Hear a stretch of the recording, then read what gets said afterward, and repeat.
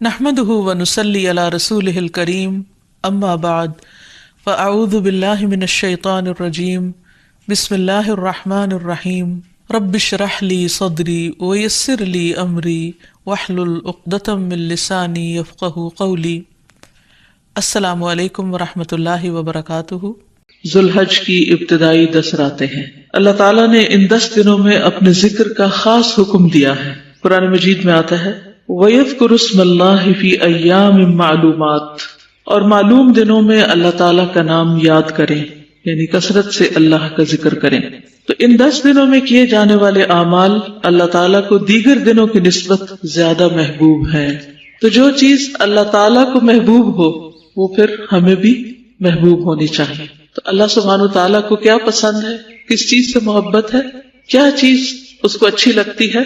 ان دنوں میں کیے جانے والے نیک اعمال، یعنی آئندہ کے دنوں میں جو آپ اچھے عمل کریں گے وہ عمل اگرچہ آپ سال کے باقی دنوں میں بھی کرتے ہیں، لیکن ان دنوں میں کرنے سے وہ کام اللہ تعالیٰ کو زیادہ پیارا ہوتا ہے۔ تو والذین آمنوا اشد حبا للہ، ایمان والے اللہ سبحانہ تعالیٰ سے شدید محبت رکھتے ہیں۔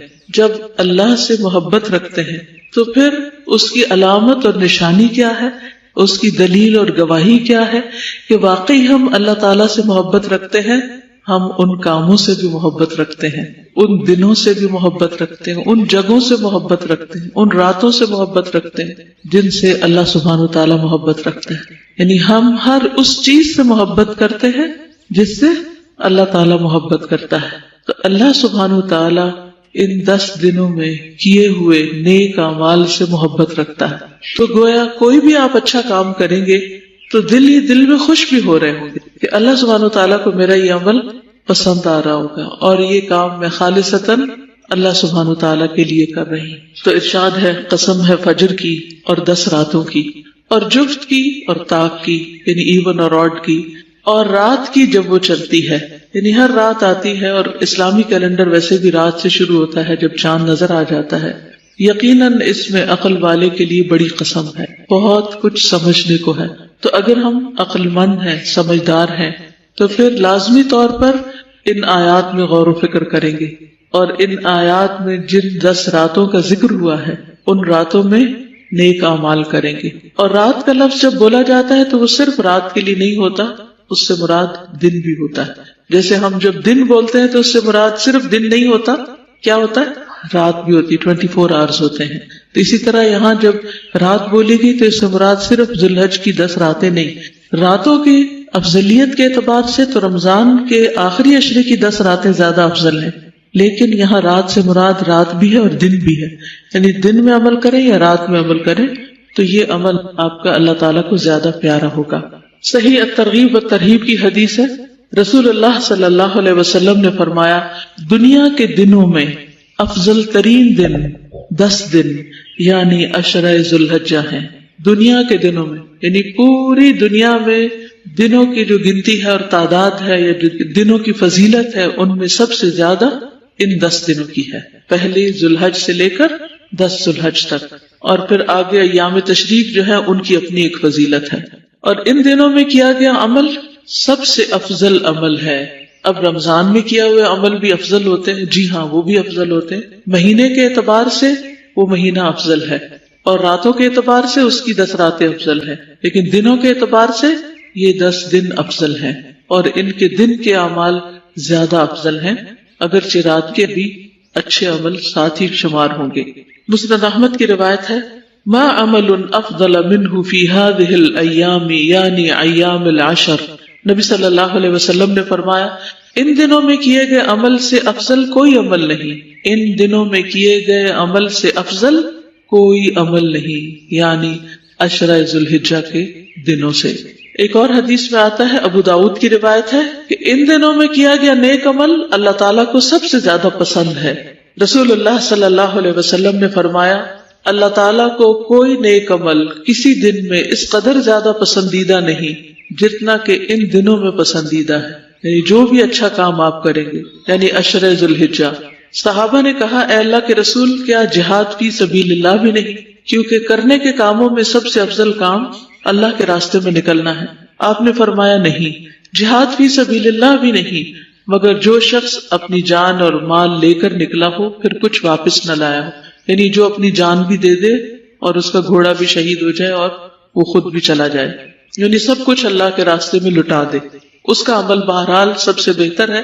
لیکن ادروائز باقی جو کچھ بھی لوگ اچھے اچھے کام کر رہے ہیں ان سب کاموں میں ان دنوں میں کیے ہوئے کام اللہ کو پیارے ہیں۔ پھر اسی طرح صحیح ترغیب و ترہیب کی ایک اور حدیث میں آتا ہے ما من عمل ازکا عند اللہ، پیچھے تو احب الی اللہ آتا ہے اور یہاں ازکا ولا اعظم اجرا من خیر یعملہ فی اشر الاضحی۔ نبی صلی اللہ علیہ وسلم نے فرمایا اللہ کے نزدیک ذوالحجہ کے 10 دنوں میں نیک اعمال بہت زیادہ پاکیزگی اور بہت بڑے ثواب کا باعث ہے، یعنی اس سے انسان کے نفس کا تزکیہ بھی ہوتا ہے اور اجر میں بھی اضافہ ہوتا ہے، اعظم و اجرا ہے۔ صحیح ترغیب و ترہیب کی ایک اور حدیث سے پتہ چلتا ہے نبی صلی اللہ علیہ وسلم نے فرمایا اللہ تعالیٰ کے نزدیک عشرہ ذوالحجہ کے دنوں سے بہترین دن کوئی نہیں۔ ایک آدمی نے عرض کیا اے اللہ کے رسول صلی اللہ علیہ وسلم کیا یہ افضل ہے یا ان کی گنتی کے برابر اللہ کے راستے میں جہاد کرنا، یعنی 10 دفعہ جہاد میں جانا، یہ دن افضل ہے یا ان کی گنتی کے برابر اللہ کے راستے میں جہاد کرنا؟ تو آپ نے فرمایا ان کی گنتی کے برابر اللہ کے راستے میں جہاد کرنے سے بھی زیادہ افضل ہے، یعنی ایک دفعہ نہیں 10 دفعہ اگر کوئی جہاد کے لیے جائے تو اس سے بھی زیادہ افضل ہے کہ انسان ان 10 دنوں میں کوئی نیک کام کرے۔ اسی لیے ہم دیکھتے ہیں کہ صحابہ کرام ان دنوں میں انتھک محنت کرتے تھے، انتھک محنت۔ سعید بن جبیر ذوالحجہ کے 10 دن داخل ہونے کے بعد عبادت میں بہت زیادہ کوشش کرتے تھے، حتیٰ کہ وہ اتنی محنت کرتے کہ لگتا کہ وہ اس کی قدرت نہیں رکھتے، یعنی جتنا ان کا بس چلتا اتنے نیک کام کرتے، ہر طرح کے نیک کاموں میں خوب محنت کرتے۔ تو اس لیے آنے والے 10 دنوں کو معمولی نہ سمجھے، ان کی قدر کرے۔ ہمیں نہیں معلوم کہ آئندہ سال یہ دن ہماری زندگی میں آتے ہیں یا نہیں آتے، اس لیے آج سے پلان کر لیں کہ ہم نے اگلے 10 دن کیا کرنا ہے۔ اب ان دنوں میں کرنے کے کام جو ہیں اس کے لیے آپ کے پاس یہ پیمفلٹ ہے، یہ آپ کے لیے بھی ہے اور دوسروں کے لیے بھی ہے۔ کم از کم 10 لوگوں، آئندہ 10 دنوں میں کم از کم 10 لوگوں کو آپ ان 10 دنوں کی فضیلت ضرور بتائیں، شکرانے کے طور پر اس کام کو کریں۔ تو ان 10 دنوں میں کرنے کے کام کیا ہے؟ نمبر 1 نماز ہے۔ نماز تو ہم ہر روز پڑھتے ہیں، پھر خاص طور پر ان دنوں کی نماز عام دنوں کی نماز سے فضیلت کے اعتبار سے زیادہ بہتر ہے، یعنی آپ کو زیادہ ثواب ملے گا۔ نماز پڑھتے وقت آپ کا احساس کیا ہو کہ مجھے اس کا زیادہ ثواب مل رہا ہے، اس لیے مجھے شوق اور ذوق کے ساتھ اور پورے جذبے اور محبت کے ساتھ نماز ادا کرنی، اور اس میں اول وقت میں نماز ادا کریں، خشوع و خضوع کے ساتھ، ہر رکعت میں مختلف صورتیں پڑھیں تاکہ زیادہ سے زیادہ قرآن نمازوں میں پڑھا جا سکے۔ اشراق اور چاشت کے نوافل پڑھیں، یعنی لازم کر لیں۔ اگر عام دنوں میں آپ کو عادت نہیں تو ان دنوں میں لازم کر لیں، اس سے کیا ہوگا انشاءاللہ باقی سال میں پڑھنے کی عادت پڑ جائے گی۔ یہ مواقع آتے ہی اس لیے تاکہ جن نیک کاموں میں ہم پیچھے رہتے جا رہے ہیں ان میں ہم مزید کوشش کر کے اچھی عادات ڈال لیں۔ یہ بار چانسز اللہ تعالیٰ رمضان کے اور ذوالحجہ کے اسی لیے ہمیں عطا کرتے ہیں۔ پھر تہجد میں طویل قرات کرنا، اگر آپ کو صورتیں یاد ہیں، یا دیکھ کے پڑھنا۔ مردوں کا جماعت کے ساتھ نماز ادا کرنا۔ نماز کے بعد دوسرا اہم کام روزہ ہے۔ 9 ذوالحجہ کا روزہ رکھنا خصوصی طور پر، کیونکہ وہ 2 سال کے گناہوں کی معافی کا ذریعہ ہے۔ اس کے علاوہ بھی اگر ہو سکے تو پورا عشرہ جو ہے 10ویں دن تو خرید ہوگی، لیکن 9 دن اگر روزے رکھ لیں تو بہت ہی اچھے ہیں، کیونکہ ان روزوں کا ثواب عام دنوں کے روزوں سے زیادہ ہوگا۔ اور اس میں آپ قضا کی نیت سے بھی رکھ سکتے ہیں سوائے 9 کے، کیونکہ 9 تاریخ کا روزہ مسنون روزہ ہے، وہ تو اسی دن کی نیت سے رکھنا ہوگا۔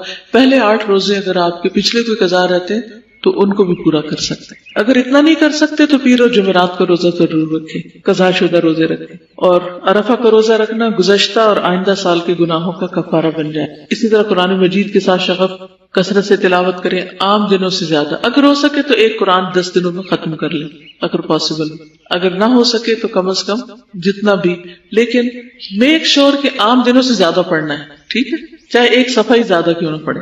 پھر اسی طرح کام کاج کرتے ہوئے مختلف خوراک کی قرات سننا، نئی صورتیں حفظ کرنا، حفظ کی دہرائی کرنا، قرآن مجید کا ترجمہ اور تفسیر پڑھنا یا سننا۔ آپ لوگ تو ماشاءاللہ پہلے ہی ایک کام کر رہے ہیں، لیکن ظاہر ہے کہ عشرہ صرف آپ لوگوں کے لیے نہیں، باقی سب مسلمانوں کے لیے بھی ہے، تو ان کو بھی اس طرف راغب کریں کہ مثلاً ان کو آپ سجیسٹ کر سکتے ہیں کہ ان دنوں میں ایک دن سورت یاسین کا سن لیں، ایک دن سورت الرحمن سن لیں، ایک دن سورت الملک سن لیں، ایک دن سورت الحجرات سن لیں. تو 10 دنوں میں اگر 10 صورتیں وہ ترجمہ تفصیل سے سن لیتے ہیں، اس سے کیا ہوگا؟ ان کے علم میں اضافہ ہوگا اور نیکی کے کاموں کا شوق پیدا ہوگا. پھر معنی پر غور و فکر اور دوسروں تک قرآن کا پیغام پہنچانا. پھر ذکر ہے، تحلیل، تکبیر اور تحمید کا اہتمام، صبح شام کے اذکار کی پابندی، استغفار اور ذکر کی کثرت، درود شریف پڑھنا، مقبول اوقات میں دعائیں مانگنا، خصوصاً عرفہ کے دن نئی دعائیں اور اذکار یاد کرنا. یہ جو دعائیں آپ یاد کر رہے ہیں ان کی مزید پابندی کرنا. ہر ایک کے پاس ایاک نستعین اور دعا کیجیے اور یہ جو دعاؤں کی کتابیں ہونی چاہیے اور ریڈی ہونی چاہیے، جس وقت جو موقع ملے فوراً نکال کے اپنی دعائیں مانگ سکتے ہیں. پھر صدقہ و خیرات، ہر روز کچھ نہ کچھ ضرور صدقہ کرے، چاہے چھوٹی سے چھوٹی اماؤنٹ ہو، لیکن ڈیلی صدقہ کرے، کوئی ایک دن نہ جائے، کیونکہ ان دنوں میں جو صدقہ کریں گے وہ پورا سال صدقہ کرنے سے زیادہ افضل تو اور زیادہ خیر و بھلائی کا باعث ہوگا. زکوٰۃ کی ادائیگی کا اہتمام کریں اگر آپ کی ڈیو ہے. زائد ضرورت چیزیں صدقہ کریں، اگر ہو سکے تو گھر کی صفائی کر لیں اور ایکسٹرا چیزیں ساری دراز وغیرہ الماریوں سے دوسری چیزوں سے جو بھی زائد جمع ہو گیا ہے اس کو ہٹا دیں، اس کو نکال دیں. بلکہ عید بازار یہاں لگا لیں تو اس سے فائدہ کیا ہوگا کہ سب لوگ اپنا اپنا سٹف لا کے رکھ دیں گے اور جن لوگوں کو شدید ضرورت ہوگی وہ یہ نہیں کہ دوسرے بیچ رہے تو آپ سستا سمجھ کر پھر جا کے گھر بھر دیں. اس کا مقصد یہ ہے کہ اگر آپ کی کوئی باقی ضرورت کی چیزیں ہیں تو اس میں سے آپ لے لیں اور جن کی ضرورت کی نہیں وہ لا کے رکھ دیں اور اس میں سے جو آمدنی ہوگی وہ انشاءاللہ خیر اور بھلائی کے کاموں میں چلی جائے. کوئی پسندیدہ ترین چیز بھی اللہ کی راہ میں، یعنی ویسے تو آپ دیں ہی لیکن کوئی ایک چیز جو آپ کو اچھی لگتی. والدین، بیوی بچوں اور عزیز و اقارب پر خرچ کرنا، رشتہ داروں وغیرہ کے لیے عید کے تحفے تحائف وغیرہ جو بھی آپ اس میں سے کر سکتے. خدمت خلق میں رشتہ داروں کے ساتھ صلہ رحمی، ان کو فون وغیرہ کریں خصوصاً عید سے پہلے. عام دنوں میں اگر نہیں تو عید سے پہلے یا عید کے دن وہ بھی 10واں دن ہی شمار ہوگا. پڑوسیوں کی خبر گیری، ضرورت مندوں کی مدد، دین کی تعلیم و تبلیغ میں حصہ، اجتماعی بھلائی کے کاموں میں رضاکارانہ والنٹریلی خدمت انجام دینا، قربانی تک ناخن اور بال نہ کاٹنا. جس نے کاٹنے وہ آج کاٹ لیں، کیونکہ اگلے 10 دن میں ایک بال بھی نہیں اتار سکتے آپ. ٹھیک ہے، تو آج ہی اپنی صفائی کریں. پھر عید کے دن کی سنتوں پر عمل کرنا، عید کی نماز کا اہتمام کرنا، عزیز و اقارب سے ملاقات کرنا، اخلاص نیت سے قربانی کرنا، قربانی کا گوشت کھانا اور دوسروں کو کھلانا. قربانی کی سنتیں جو ہیں وہ دوسروں کے ساتھ شیئر کرنا، جیسے ایک پمفلٹ اگر آپ اس میں قربانی کے احکام وغیرہ پائے جاتے اگر دوسروں کو تقسیم بھی کریں گے، جیسے گھر جاتے ہوئے اگر آپ بس پہ بیٹھے ہیں، پبلک ٹرانسپورٹ پہ جا رہے ہیں، کم از کم 40-50 لے جائیں، ہر ایک سواری کو ایک دے سکتے ہیں. کسی اسکول میں، کسی کالج میں، یونیورسٹی میں، کہیں نہ کہیں آپ اپنی طرف سے تقسیم کریں. اس سے یہ ہے کہ لوگوں میں قربانی کا شعور پیدا ہوگا اور مسائل پر. پھر متفرقات میں نیکی کا کوئی موقع ضائع نہ کرنا، بے مقصد کاموں اور باتوں سے پرہیز کرنا، گناہوں سے بچنا، اچھی کتب کا مطالعہ، مفید کتب اور کیسٹس وغیرہ تقسیم کرنا. یہ کچھ کرنے کے کام ہیں جن کو آپ کر سکتے ہیں، لیکن وہ خاص کون سا کام ہے جس کا اللہ کے رسول صلی اللہ علیہ وسلم نے حکم دی، ہم وہ کریں گے انشاءاللہ. اب میں باقی لیکچر اس سے متعلق دوں گی. کرنے کے کاموں کی لسٹ تو بہت طویل ہے، ضروری نہیں کہ وہ آپ سارے ہی کر سکیں، لیکن انسان نیت ضرور کر لے. لیکن کرنے کے کاموں میں بھی سب سے بہترین کام وہ ہوتا ہے جس کا حکم اللہ کے رسول صلی اللہ علیہ وسلم. اس کام کے کرنے کا لطف بھی کچھ اور ہے، اس کام پر توجہ زیادہ ضروری ہے، کیونکہ اس میں ایک تو اس کام کا اجر ہوگا ہی ہوگا، ساتھ ہمیں دوہرا اجر کس چیز کا مل جائے؟ سنت کی پیروی کرنے کا. تو ان دنوں میں خصوصی طور پر جو کام سب سے زیادہ کرنے کا ہے وہ ہے اللہ کا ذکر. مسند احمد کی روایت میں ہے، عن النبی صلی اللہ علیہ وسلم قال ما من ایام اعظم عند اللہ ولا احب الیہ العمل فیہن من هذه الایام العشر فاکثروا فیہن من التہلیل والتکبیر والتحمید. نبی صلی اللہ علیہ وسلم نے فرمایا، کوئی دن اللہ کے ہاں ان 10 دنوں سے زیادہ عظمت والا نہیں، اور نہ ہی کسی دن کا عمل اللہ تعالیٰ کو ان 10 دنوں کے عمل سے زیادہ محبوب ہے. یعنی دنوں کی بھی عظمت ہے اور ان دنوں میں کیے جانے والے کاموں کی بھی عظمت ہے. بس تم ان 10 دنوں میں کثرت سے تحلیل، تکبیر اور تحمید کہو، لا الہ الا اللہ، اللہ اکبر، الحمدللہ. تو کس چیز کے کرنے کا حکم دیا؟ ذکر. اور ذکر میں سے بھی خاص طور پر کون سا ذکر؟ شابش. تحلیل، تکبیر، تحمید. تحلیل کا مطلب ہے لا الہ الا اللہ کہنا، تکبیر کا مطلب ہے اللہ اکبر کہنا، تحمید کا مطلب ہے الحمدللہ کہنا۔ تو ان دنوں میں ذکر اللہ تعالیٰ کو بہت محبوب ہے۔ ویسے بھی اللہ کا ذکر سب سے بہترین چیز ہے، وَلَذِكْرُ اللَّهِ اکبر۔ اور اگر عظمت والے دنوں میں ہو تو ذکر کا اجر و ثواب کہیں زیادہ بڑھ جاتا ہے۔ تو تھوڑا سا ذکر کی اہمیت اور فائدوں پر بات کریں گے۔ سورۃ الاحزاب 41-42 میں اللہ تعالیٰ فرماتے ہیں یا ایھا الذین آمنوا اذکروا اللہ ذکرا کثیرا۔ کون حکم دے رہا ہے؟ اللہ سبحانہ وتعالیٰ۔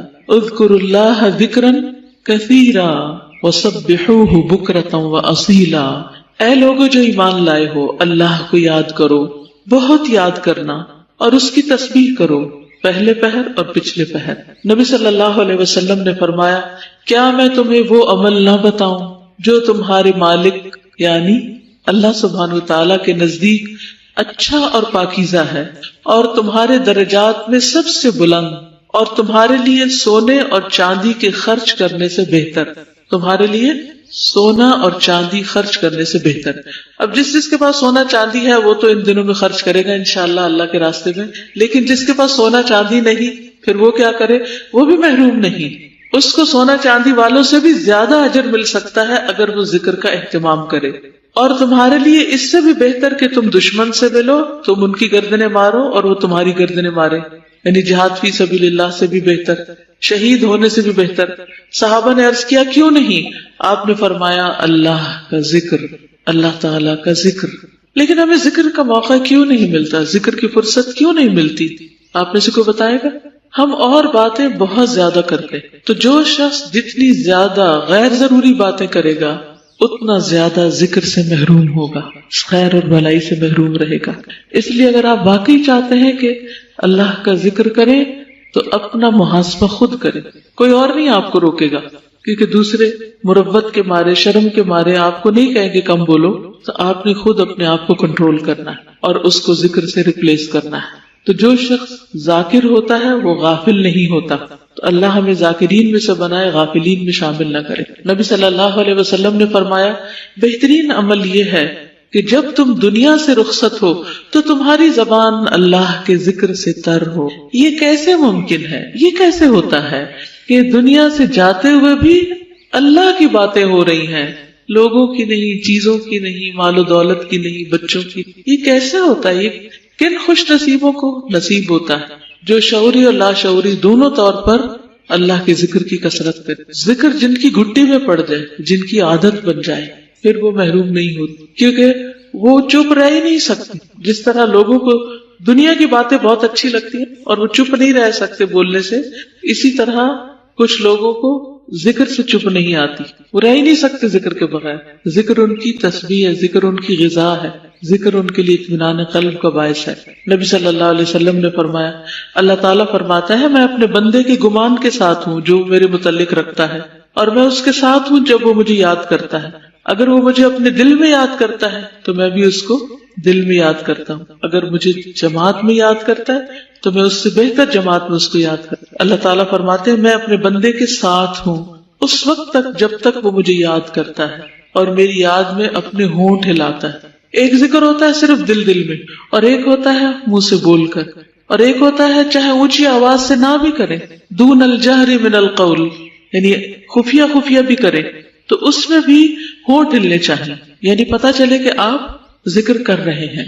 جو لوگ ذکر کریں گے وہ کامیابی سے یقیناً دو چار ہوں گے، یعنی کامیابی پائیں گے۔ سورۃ الجمعہ آیت 10 میں اللہ تعالیٰ فرماتے ہیں فاذکروا اللہ کثیرا لعلکم تفلحون، اور اللہ کو بہت یاد کرو تاکہ تم کامیاب ہو جاؤ۔ ہم میں سے ہر شخص چاہتا ہے کہ اسے کامیابی نصیب ہو، تو اس کے لیے بھی کیا کرنا ہوگا؟ ذکر کی کثرت۔ پھر اسی طرح ذکر میں زندگی ہے، جو شخص ذکر کرتا ہے اس کا دل زندہ ہوتا ہے، وہ زندوں میں سے ہے، اور جو ذکر نہیں کرتا وہ گویا مردوں میں سے ہے۔ یعنی حدیث میں واضح طور پر بخاری میں بتایا گیا کہ اس شخص کی مثال جو اپنے رب کو یاد کرتا ہے اور اس کی جو یاد نہیں کرتا زندہ اور مردہ جیسی ہے۔ تو جب دل مردہ ہونے لگے، جب دل بے چین ہونے لگے، جب دل پر بوجھ آنے لگے، جب دل میں طرح طرح کے وسوسے آنے لگے، جب دل خراب ہونے لگے، جب دل غمگین ہو، ہرٹ ہو، جب دل فکر مند ہونے لگے، تو ان سب بیماریوں کا علاج کیا ہے؟ ان سب علتوں کا علاج کیا ہے؟ اللہ کا ذکر کثرت سے کریں، صرف ذکر نہیں کریں، کثرت سے کریں، حتیٰ کہ وہ کیفیت سب سائڈ میں دور ہو جائے، اور یقینی طور پر دور ہو جائے گی، کیونکہ الذین آمنوا وتطمئن قلوبہم بذکر اللہ، جو لوگ ایمان لاتے ہیں ان کے دل اللہ کے ذکر سے مطمئن ہو جاتے ہیں، وہ ٹھیک ہو جاتے ہیں، شفا یاب ہو جاتے ہیں، کوئی صدمہ نہیں رہتا۔ الا بذکر اللہ تطمئن القلوب، خبردار اللہ کے ذکر سے دل مطمئن ہوتے ہیں۔ پھر اسی طرح شیطانی حملے کم ہوتے ہیں۔ دیکھیے، نیکی کے کام نیکی کے خیال سے شروع ہوتے ہیں، تو شیطان آپ کے خیالات پہ کنٹرول کرتا ہے تاکہ آپ نہ اچھا سوچیں اور نہ اچھا کریں۔ جب اچھا سوچیں گے تو پھر اچھا کیے بغیر رہ نہیں سکیں گے، اور اگر نہ بھی کر سکے تو اجر ہی اجر پاتے چلے جائیں۔ تو اچھے کے بجائے برا کیوں سوچنے لگتے ہیں؟ منفی سوچوں کا شکار کیوں ہو جاتے ہیں؟ اس لیے کہ شیطان حملے کر رہا ہوتا ہے، شیطان وسوسے ڈال رہا ہوتا ہے۔ تو جس شخص کو بھی شیطانی وسوسوں سے نجات حاصل کرنا، اس کے لیے لازم ہے ذکر۔ دنیا کی کوئی کمپنی ایسی دوا نہیں بنا سکی کہ جس سے شیطانی وسوسوں کا علاج ہو سکے، کہ آپ کوئی ٹیبلٹ کھا لیں اور آپ کو وسوسے آنے بند ہو جائیں، یا اپنے جن خیالات سے آپ سب کوفت میں آتے ہیں۔ ہم سب جانتے ہیں نا کہ بعض اوقات ہمارے ذہن میں ایسی سوچیں آنے لگتی ہیں جن سے ہم خود بھی تنگ ہوتے ہیں۔ آپ کے ساتھ ایسا کبھی ہوا؟ کچھ چیزیں آپ سوچنا نہیں چاہتے لیکن بار بار آپ سوچے چلے جاتے، اور وہ خیال آپ کے دل کو پھر بھانے بھی لگتے، اور شیطان ان خیالات کو مزین بھی کر دیتا، ان خیالات کو آپ انجوائے بھی کرنے لگتے ہیں، حالانکہ وہ بس خیالات ہی ہوتے ہیں، ان کی کوئی حقیقت نہیں ہوتی، اور وہ خیالات کبھی حقیقت میں بدل بھی نہیں سکتے۔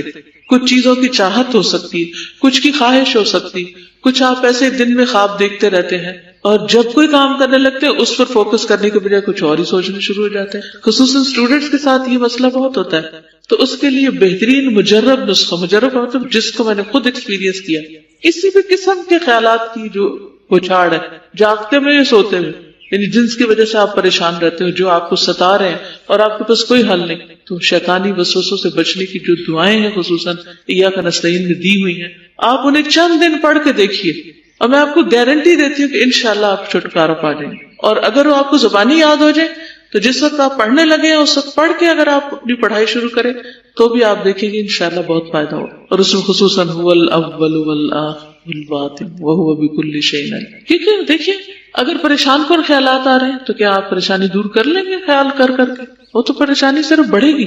اگر آپ کوئی چیز چاہتے ہیں تو کیا سوچ سوچ کے وہ چیز مل جائے گی؟ آپ نماز میں پڑھے، خشوع خضوع ہی نہیں حاصل ہو رہا اور آپ تنگ ہیں اپنے آپ سے کہ کیا مصیبت ہے۔ حتیٰ کہ نماز تک کے اندر اجازت دی گئی ہے کہ انسان کہ 3 دفعہ دعا پڑھ کے اعوذ باللہ السمیع العلیم من الشیطان الرجیم من ہمزہ ونفخہ ونفثہ، اور چھٹکار دے، یعنی چھوڑ دے نماز، اور یہ دعا پڑھ کے اپنے اوپر، اپنے دل کے اوپر جھاڑے، تو انشاءاللہ اس سے بھی فائدہ ہوگا۔ نماز کے اندر بھی، نماز میں کنسنٹریشن کے لیے اجازت ہے اس کو پڑھنے کی، کیونکہ نبی صلی اللہ علیہ وسلم نے یہ سکھائی ہمیں۔ تو ہم سب سے زیادہ پریشان اور بے عمل اپنے خیالوں کی وجہ سے ہی ہوتے، اس لیے برے خیالات سے نجات پانے کے لیے بھی ضروری ہے کہ انسان اللہ کے ذکر کی کثرت اختیار کرے۔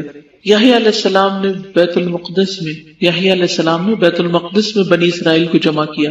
جب مسجد بھر گئی تو ایک ٹیلے پر بیٹھ گئے، اللہ کی حمد و ثنا بیان کی اور فرمایا میں تمہیں کثرت کے ساتھ اللہ تعالیٰ کے ذکر کا حکم دیتا ہوں، کیونکہ اس کی مثال اس شخص کی سی ہے جس کا بہت تیزی سے دشمن پیچھا کر رہا، دشمن اس کے پیچھے آ رہا ہے اور وہ ایک مضبوط قلعے میں گھس کر پناہ گزین ہو جائے۔ اسی طرح بندہ بھی جب تک اللہ تعالیٰ کے ذکر میں مصروف رہتا ہے شیطان کے حملوں سے محفوظ ایک مضبوط قلعے میں ہوتا ہے۔ پھر اسی طرح کچھ اوقات بھی ہیں جن میں انسان اگر ذکر کرتا ہے تو اس ذکر کا اپنا فائدہ بھی ہوتا ہے، لیکن اس کے فضائل بہت زیادہ ہیں، اس کا اجر بہت زیادہ ہے، ملٹی پلائی ہو جاتا ہے اجر۔ رسول اللہ صلی اللہ علیہ وسلم نے فرمایا جو شخص فجر کی نماز جماعت کے ساتھ پڑھنے کے بعد بیٹھ کر اللہ کا ذکر کرتا ہے یہاں تک کہ سورج نکل آئے، پھر 2 رکعتیں پڑھے، اس کے لیے ایک حج اور عمرے کا ثواب۔ حضرت انس فرماتے ہیں پھر رسول اللہ صلی اللہ علیہ وسلم نے 3 مرتبہ فرمایا پورا پورا پورا، یعنی پورا پورا حج اور پورا پورا عمرہ۔ فجر کی نماز پڑھ کے مصلی پہ بیٹھ کے ذکر کرتے رہیں، تسبیحات کرتے رہیں، قرآن پڑھتے رہیں، اور پھر وہیں جب سورج نکل آئے اس کے 15 منٹ بعد تک بھی ذکر کرتے رہیں، پھر 2 رکعت پڑھیں اور اٹھ جائیں اور گھر بیٹھ کر حج کر لیں اگر جانے کا موقع نہیں مل رہا. اسی طرح اگر آپ چاہتے ہیں آپ کی دعائیں قبول ہوں تو اس کا بھی نسخہ یہی ہے کہ کثرت سے ذکر کرنے والوں میں شامل ہو جائیں. نبی صلی اللہ علیہ وسلم نے فرمایا 3 بندوں کی دعا رد نہیں کی جاتی، اللہ تعالیٰ سنتے ہیں. ان میں نمبر 1 اللہ کا کثرت سے ذکر کرنے والا، نمبر 2 مظلوم، اور نمبر 3 عادل حکمران. ایسے لوگ نہ صرف یہ کہ دنیا میں بلکہ آخرت میں بھی بہت سبقت لے جائیں گے، السابقون السابقون میں شامل ہو جائیں گے. نبی صلی اللہ علیہ وسلم نے فرمایا سبق المفردون. قالوا وما المفردون یا رسول اللہ؟ قال الذاکرون اللہ کثیرا والذاکرات. صحیح مسلم کی روایت ہے، نبی صلی اللہ علیہ وسلم نے فرمایا مفردون سبقت لے گئے. صحابہ نے پوچھا اے اللہ کے رسول مفردون کون ہیں؟ آپ نے فرمایا اللہ کا بہت ذکر کرنے والے مرد اور عورت. یعنی ہمارا دل چاہتا ہے نا کہ قیامت کے دن جب اٹھے تو بس جلدی جلدی سارے ہمارے مرحلے طے پائیں اور ہم سب سے پہلے جنت میں داخل ہو جائیں. تو اس کا نسخہ بھی یہی ہے. تو ان 10 دنوں میں آپ شعوری طور پر محنت اور کوشش کے ساتھ ذکر کرتے رہے تو انشاءاللہ بعد میں بھی عادت ہو جائے گی، شاید ساری زندگی کے لیے عادت ہو جائے گی. اللہ سبحانہ وتعالیٰ ہمیں ان میں شامل کر لے، اللہ ہمیں اس کی توفیق عطا فرمائے. تو نبی صلی اللہ علیہ وسلم نے فرمایا فَأَكْثِرُوا فِيهِنَّ مِنَ التَّهْلِيلِ وَالتَّكْبِيرِ وَالتَّحْمِيدِ. عام طور پر لوگ پیروں فقیروں کے پاس جاتے ہیں وظیفے پوچھنے کے لیے کہ ہم اس وقت میں، اس دن میں، اس کام کے لیے کیا پڑھیں. سب کی باتیں اپنی ہیں، لیکن اللہ کے رسول صلی اللہ علیہ وسلم کی بات وہ ہے جو اللہ تعالیٰ نے ان کو سکھائی ہے. وَمَا يَنطِقُ عَنِ الْهَوَىٰ إِنْ هُوَ إِلَّا وَحْيٌ يُوحَىٰ. تو یہ وحی الہی کا صاف پانی ہے جو ہم پیتے ہیں. نبی صلی اللہ علیہ وسلم کے ذریعے یہ علم حاصل کرتے ہیں، اس لیے باقی تمام طرح کے اذکار پر اس ذکر کو فضیلت دینی ہے. ٹھیک ہے. رسول اللہ صلی اللہ علیہ وسلم نے فرمایا بے شک تم لوگ اللہ کی عظمت کا جو ذکر کرتے ہو، یعنی تسبیح، تحلیل، تحمید کے الفاظ کہتے ہو، وہ عرش کے ارد گرد چکر لگاتے ہیں. ان کی ایسی بھنبھناہٹ ہوتی ہے جیسے شہد کی مکھیوں کی بھنبھناہٹ. یعنی یہ کلمات بولتے ہیں عرش کے ارد گرد، ایک طرح سے طواف کر رہے ہوتے ہیں. وہ اپنے کہنے والے کا ذکر اللہ تعالیٰ کے پاس کرتے ہیں، یعنی اس بندے کی آواز میں وہ ہوتا ہے وہاں پر ذکر. کیا تم نہیں چاہتے کہ وہاں تمہارا ذکر ہوتا رہے، یعنی عرش والے کے پاس تمہارا ذکر ہوتا ہے. فاذکرونی اذکرکم، تو مجھے یاد کر میں تمہیں کروں. کتنے ہم حریص ہوتے ہیں لوگ ہمیں یاد رکھیں، بھولیں نہیں. اس شخص کی خوش قسمتی کے کیا کہنے جسے اللہ سبحانہ وتعالیٰ یاد رکھے.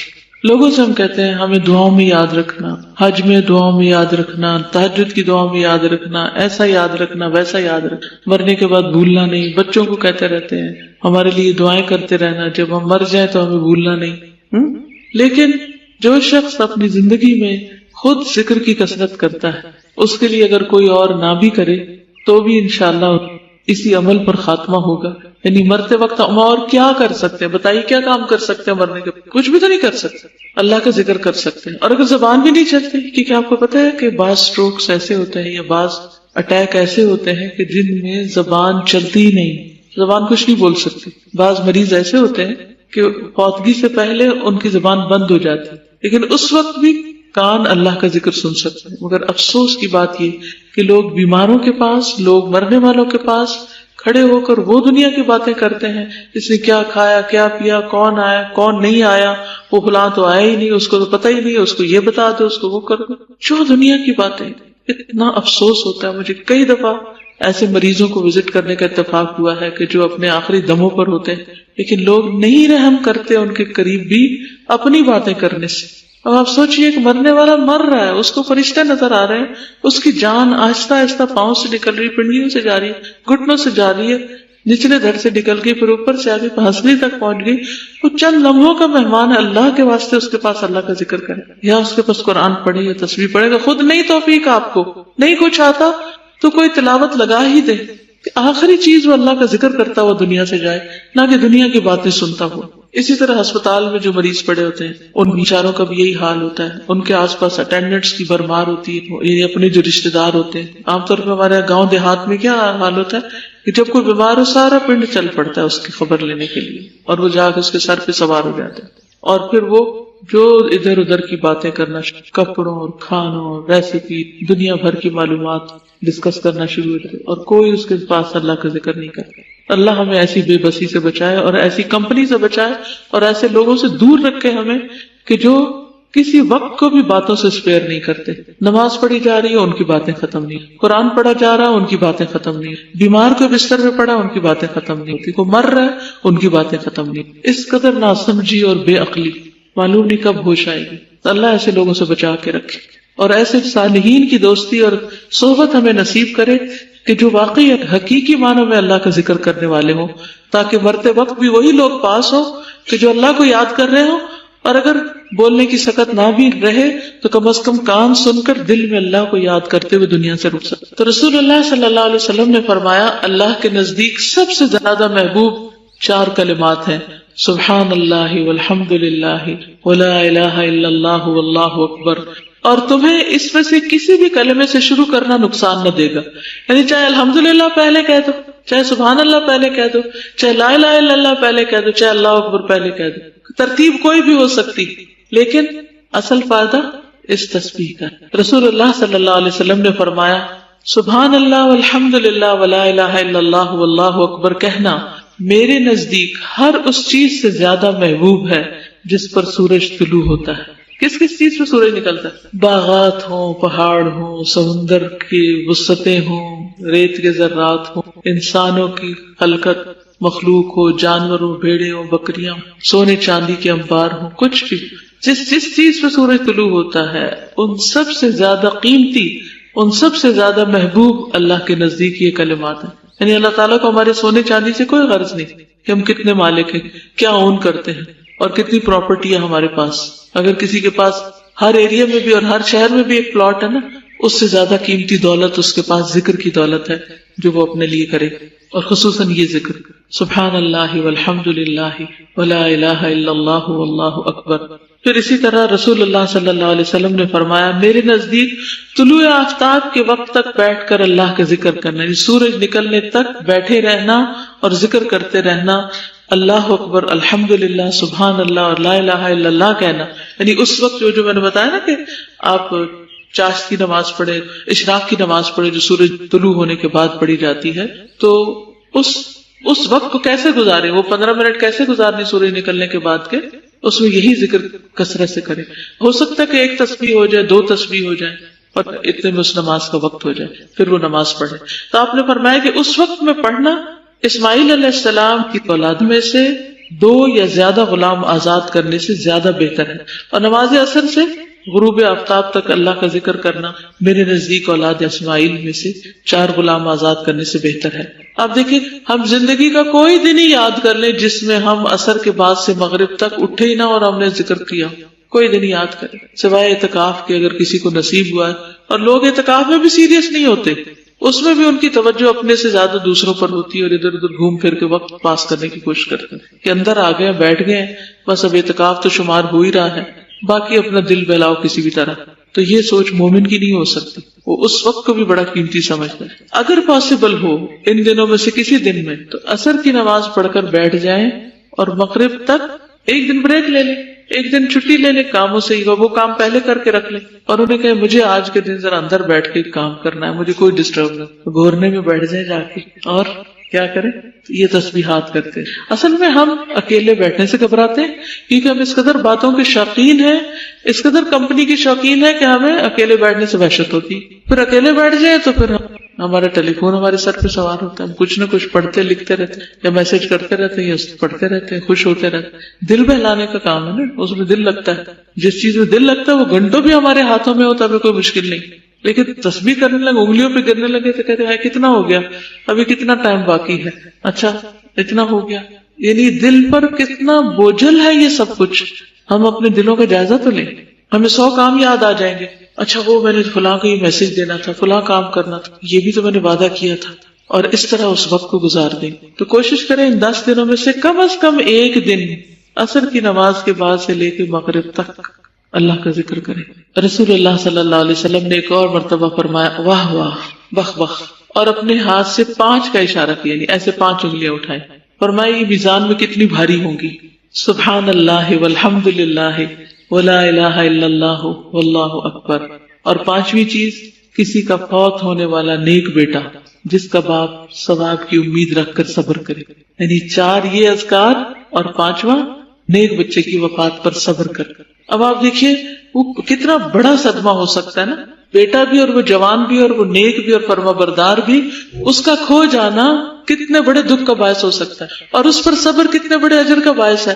اس کے برابر ہے یہ کام، سبحان اللہ والحمد للہ ولا الہ الا اللہ واللہ اکبر پڑھ، اتنا بڑا اجر ہے اس کا. میں اتنی تاکید اور تقریر کیوں کر رہی ہوں پتہ ہے آپ کو؟ کیونکہ ہم پڑھتے بہت کچھ عمل نہیں کرتے. میں چاہتی ہوں کہ کچھ بھی ہو ان 10 دنوں میں آپ اپنا وتیرہ بنا لیں، وظیفہ بنا لیں کہ کر کے چھوڑنا ہے، نیت کر لیں، ارادہ کر لیں. اور ان دنوں میں obviously عید کی چھٹیاں ہوں گی یا کچھ بھی ہو سکتا ہے کہ آپ یہاں سے جس دن ہاسٹل سے ٹریول کر رہے ہو گھر کو، تو اس وقت آپ کا عصر سے لے کر مغرب تک کا ٹائم آپ بس میں ہو یا کسی ٹریولنگ ٹائم ہو، تو اس وقت کسی سے کوئی بات نہ کریں، سارا وقت صرف یہی اذکار کر لیں، تو تب بھی آپ کا پورا ہو جائے. اسی طرح اگر آپ کو ہی کھانا بنانا ہے، گھر میں کوئی اور نہیں کام کرنے والا، تو مجبوری ہے وہ کھانا بنانے کا بھی وقت ہو سکتا ہے، تو اس وقت کسی سے بات نہ کرے، سب کو چپ کرا دے، فون بھی بند کر کے کہیں رکھ دے، اور صرف اسی تسبیح کی کثرت کرتے رہے. ہو سکے تو 10 دن کر لیں، نہیں تو کم از کم 1 دن کے لیے تو ضرور. ابو ہریرہ رضی اللہ عنہ کہتے ہیں کہ رسول اللہ صلی اللہ علیہ وسلم نے فرمایا اپنا بچاؤ حاصل کر لو. صحابہ نے کہا اللہ کے رسول کیا دشمن آ گیا ہے؟ آپ نے فرمایا نہیں، لیکن جہنم سے تمہارا بچاؤ. سبحان اللہ والحمد للہ ولا الہ الا اللہ واللہ اکبر پڑھو. یہ کلمات قیامت کے دن تمہارے آگے آ کر، تمہارے پیچھے آ کر تمہارا بچاؤ کریں گے، اور یہی کلمات باقیات الصالحات ہیں. المال والبنون زینت الحیات الدنیا والباقیات الصالحات خیر عند ربک ثوابا وخیر عملا. اب آپ دیکھ رہے ہیں یہ سارے فوائد کس تسبیح کے ہیں؟ انہی تسبیحات کے جن کی آپ نے اس عشرے میں پڑھنے کی تلقین کی. پھر اسی طرح نبی صلی اللہ علیہ وسلم نے فرمایا اللہ نے 4 کلمات چنے ہیں، سبحان اللہ والحمد للہ ولا الہ الا اللہ واللہ اکبر. جس نے سبحان اللہ کہا اس کے لیے 20 نیکیاں لکھ دی جاتی ہیں، 20 برائیاں مٹا دی جاتی ہیں. جس نے اللہ اکبر کہا اس کے لیے بھی اسی طرح، جس نے لا الہ الا اللہ کہا اس کے لیے بھی اسی طرح. تو جتنے آپ کے اسٹیٹس ہیں پروفائلز کے، ان سب میں یہی تسبیح لکھ دیں، تاکہ صرف آپ ہی نہیں پڑھے بلکہ کوئی اور بھی پڑھے تو اس کو، اور ہر ایک کو یاد دہانی بھی کرائے. ڈیلی اپنے دوستوں کو، رشتہ داروں کو اپنے میسیجز پر یاد دہانی کراتے رہے، کیونکہ آپ کی وجہ سے جتنے لوگ پڑھیں گے ان سب کا اجر بھی آپ کو ملے گا، اور اس سے آپ کی نیکیاں کئی گنا زیادہ ہو جائیں گی. پھر اسی طرح تمام گناہوں کی بخشش کا ذریعہ کہ زمین پر کوئی شخص ایسا نہیں جو لا الہ الا اللہ واللہ اکبر ولا حول ولا قوت الا باللہ کہے مگر اس کے تمام گناہ معاف کر دیے جاتے ہیں، اگرچہ سمندر کی جھاگ برابر ہی کیوں نہ. تو جن لوگوں کو اپنے گناہوں سے خوف آتا ہے، اپنی کوتاہیوں سے، اپنی پچھلی زندگی سے جو اللہ کی نافرمانی میں گزری، جو غفلت میں گزری، جو اللہ اور اس کے دین کی گستاخی میں گزری، تو اس کا ازالہ بھی اس میں موجود ہے. کتنا مہربان ہے ہمارا رب. انس رضی اللہ عنہ کہتے ہیں ایک بدو نبی صلی اللہ علیہ وسلم کے پاس آیا، کہا اے اللہ کے رسول مجھے کسی بہترین چیز کی تعلیم دیں. ایک دیہاتی آیا، ایک عام ان پڑھ شخص ہے، خستہ حال بدو ہے. کس کا خیال ذہن میں آ رہا ہے کہ اب آپ کس کو کیا سکھا سکتے ہیں؟ آپ کے آس پاس کو بدو رہتے، ان پڑھ لوگ رہتے جن کو کچھ آتا نہیں ہے، انہیں بھی تو نیکی میں شریک کرنا ہے نا. تو کم از کم کسی ایک ایسے شخص کا اہتمام کرے کہ جس کو کچھ نہ آتا ہو، جو پہلے سے یہ کام نہ کر رہا ہو. تو آ کے کہتا ہے مجھے کسی بہترین چیز کی تعلیم دے. اگر ہم سے کوئی آ کے یہ پوچھے کہ مجھے کسی بہترین ایجوکیشن کے لیے گائیڈ کرے تو ہم کیا کریں گے؟ ہم اسے ہارورڈ جانے کا مشورہ. تو نبی صلی اللہ علیہ وسلم نے کسی بھی طبقے کے کسی بھی انسان کو، کیونکہ سب انسانوں کا دل ہے نا، سب انسانوں کی آخرت ہے، سب کا حساب کتاب ہے، سب کا جواب ہے، یہ دین سب کے لیے، کسی کو بھی محروم نہیں چھوڑا. تو نبی صلی اللہ علیہ وسلم نے اس کا ہاتھ پکڑ لیا. آپ کی تعلیم کا ایک خاص انداز ہے یہ. عبداللہ بن مسعود کہتے ہیں نا کہ آپ نے مجھے التحیات اس طرح سکھائی تھی کہ میرا ہاتھ آپ کے 2 ہاتھوں کے بیچ میں تھا. ایک ہے ایک ہاتھ سے ہاتھ پکڑنا، اور ایک ہے 2 ہاتھوں کے بیچ میں ہاتھ پکڑنا. تو ہاتھ پکڑ کر آپ صلی اللہ علیہ وسلم نے یہ سکھایا، فرمایا سبحان اللہ والحمد للہ ولا الہ الا اللہ واللہ اکبر کہو یہ. تو اب آپ نے بھی اپنی میڈ کا یا اپنے کسی ایسے شخص کا جو خستہ حال ہے، جس کچھ نہیں آتا، اس کا ہاتھ پکڑ کے سکھانا. اس ہاتھ پکڑنے سے اور کیا فوائد ہوں گے، اور کیا فائدہ ہو سکتا ہے؟ محبت اور شفقت اور اس کو انکریجمنٹ ہوگی. ورنہ یہ جو ڈفرنس ہے نا بہت بڑا کر لیا ہم نے لوگوں کے درمیان، کہ غریب طبقہ، ان پڑھ طبقہ، ان ایجوکیٹڈ طبقہ اور عام بڑے پڑھے لکھے لوگ سو کالڈ، وہ پھر آپس میں کہیں اکٹھے ہی نہیں ہوتے، اور یوں لگتا ہے جیسے ہم تو ان کے قابل نہیں، اور وہ دور دور رہتے ہیں. اس ڈسٹنس کو کم کرنے میں بہت مدد ملتی ہے، اور ایک اعتماد بحال ہوتا ہے، ایک ٹرسٹ قائم ہوتا ہے جس کی وجہ سے آپ بہترین طریقے سے سکھا سکتے ہیں. جی وہ اٹینٹو بھی ہو جائے گا اور اس کا ڈر خوف نکل جائے گا. ورنہ ان پڑھ لوگ پڑھے لکھوں سے ڈرتے ہیں نا.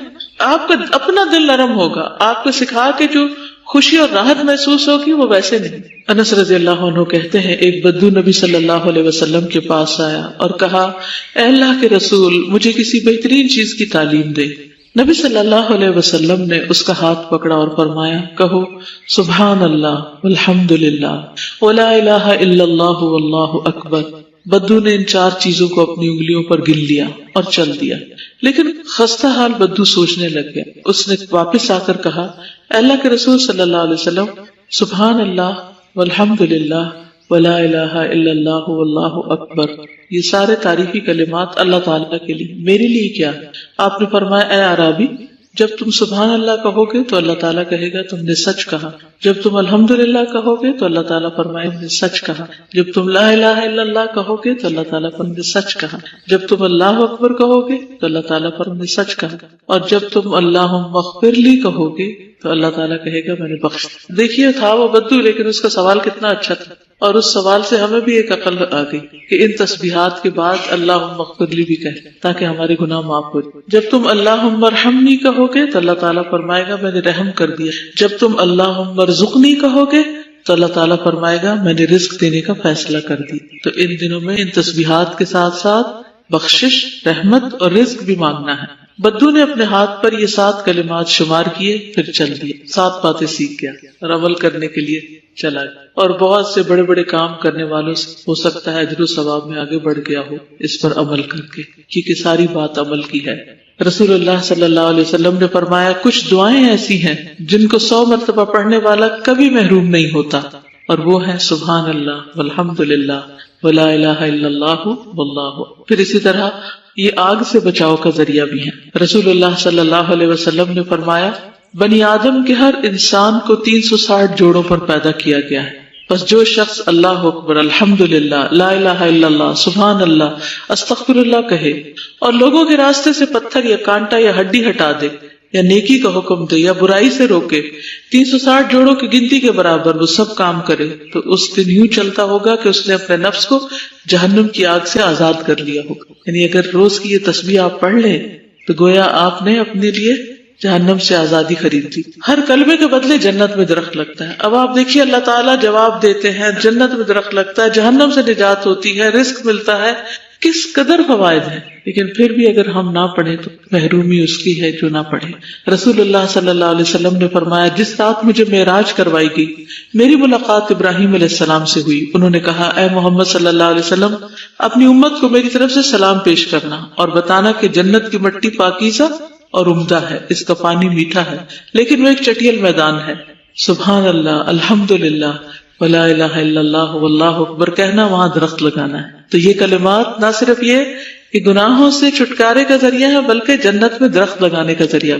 یعنی ایک دفعہ آپ ایک لا الہ الا اللہ کہتے ہیں یا اللہ اکبر کہتے ہیں تو کتنے سارے فائدے بیک وقت حاصل ہو جائیں. اور خصوصاً اگر ان دنوں میں آپ یہ تسبیحات زیادہ کریں گے تو اجر و ثواب کئی گنا زیادہ بڑھ جائے. اسی طرح کچھ لوگ ہوتے ہیں وہ قرآن پڑھے ہوئے نہیں ہوتے ہیں نا، ہمارے بزرگوں میں سے ہو سکتے ہیں، ہمارے آس پاس کے لوگوں میں سے ہو سکتے ہیں، اور وہ پڑھنے کی کوشش بھی کرتے ہیں تو نہیں پڑھ پاتے.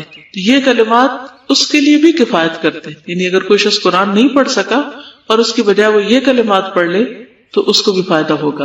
ابن ابی اوفا رضی اللہ عنہ کہتے ہیں کہ ایک آدمی نبی صلی اللہ علیہ وسلم کی خدمت میں حاضر ہوا اور عرض کیا میں قرآن کا تھوڑا سا حصہ بھی یاد نہیں کر سکتا، اس لیے مجھے کوئی ایسی چیز سکھا دیجیے جو مجھے قرآن کی جگہ کے تعریف. اللہ کے تو بہت خوبصورت نام ہے، افعال ہیں، وہ کس بات پہ تعریف.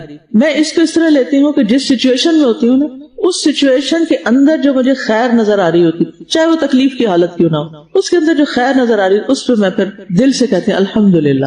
اور اگر آپ اپنے دماغ کو اس کام پہ لگا دینا کہ وہ ذرا خیر کی باتیں چننے لگے، نعمتیں گننے لگے، تو پھر آپ انشاءاللہ محبت سے ہی حمد کریں گے اللہ کی. اور آج ہم پڑھیں گے واللہ اکبر. ٹھیک ہے، تو انشاءاللہ شروع کرتے ہیں.